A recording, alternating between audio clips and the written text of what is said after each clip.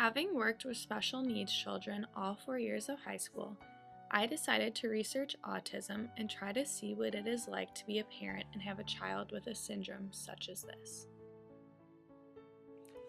Autism and autism spectrum disorder are both terms used to describe many different complicated disorders having to do with neural development and affects about 1 in every 88 children.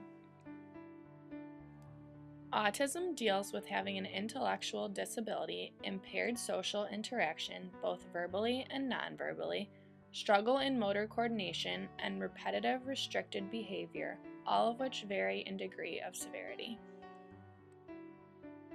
Usually, the first signs of autism appears during infancy due to unusual behavior such as responding less to social stimuli, having less eye contact with others, and having extreme difficulty responding and imitating emotions and behaviors of others.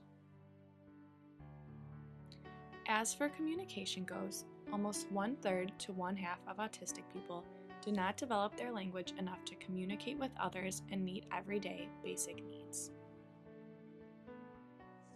Doctors and psychologists consider autism a spectrum disorder, which means you can range from being mildly to extremely autistic.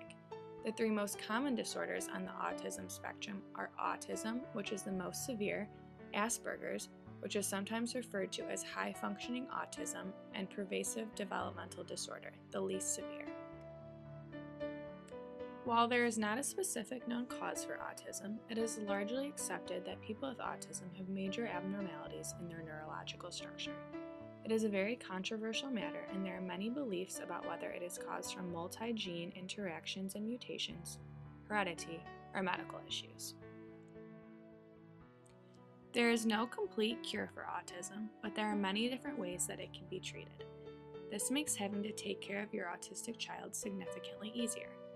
There are many different options, however most families agree that using both drug therapy and behavioral therapeutic programs are what works best for children and can sometimes greatly reduce the severity of their symptoms. Finding out your child has autism is something that no parent wants to hear. Here's a video of a few parents and their views of what it is like in everyday life.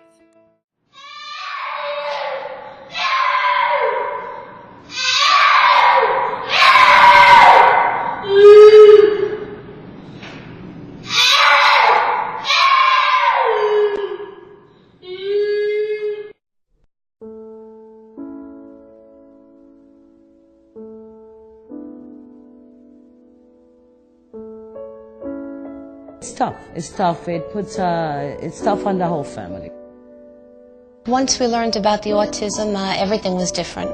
Everyone had to get used to it. It is somewhat difficult for us to go on with our lives.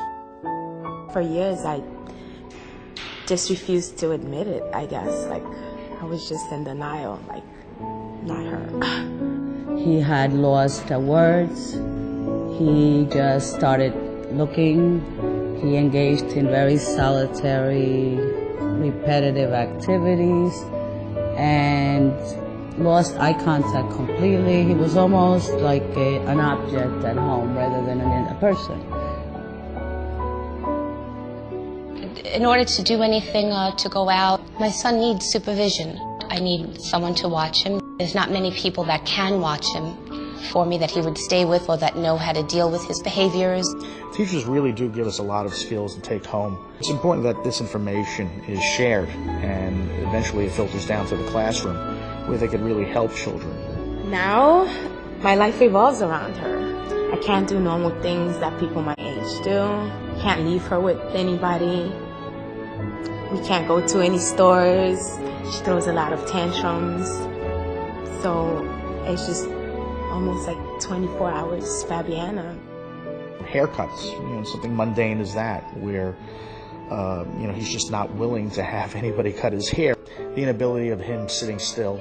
If we want to go to a restaurant, he's not willing to just sit with us, but start running around to other tables and taking things, and going to stores, like the market, shopping, and instead of staying with us and trying to just do our own shopping. He'll just start running around taking different foods that he wants and start opening it up. And at Shamakalana, the school, they really help us. And one idea was going with him and his teacher and myself and going to a barber shop and having him sit down and having a haircut without throwing tantrums and going bananas over it.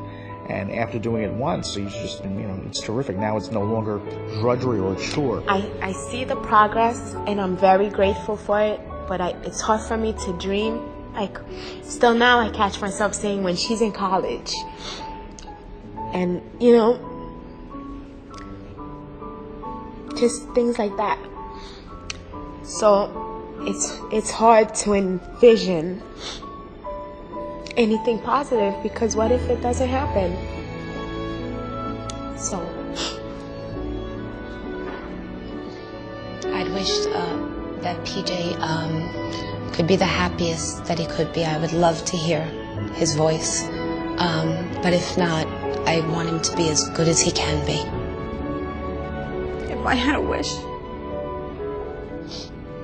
it'd be for my boys to be healthy and a good life.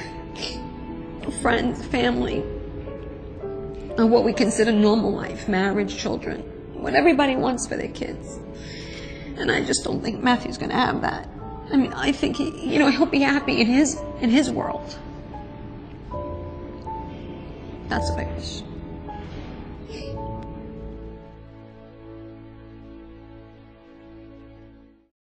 For my fieldwork, I decided to go to Friendship Circle of Michigan, where I had volunteered before, and interview parents of autistic children, asking them questions such as their biggest struggles, rewards, and so on. The majority of parents answered the questions similarly, and all kept coming back to the same answer with something similar to, "It's tough, but you have to support and love your child unconditionally." Here's a video of what Friendship Circle of Michigan is and their goals for those part of the special needs community.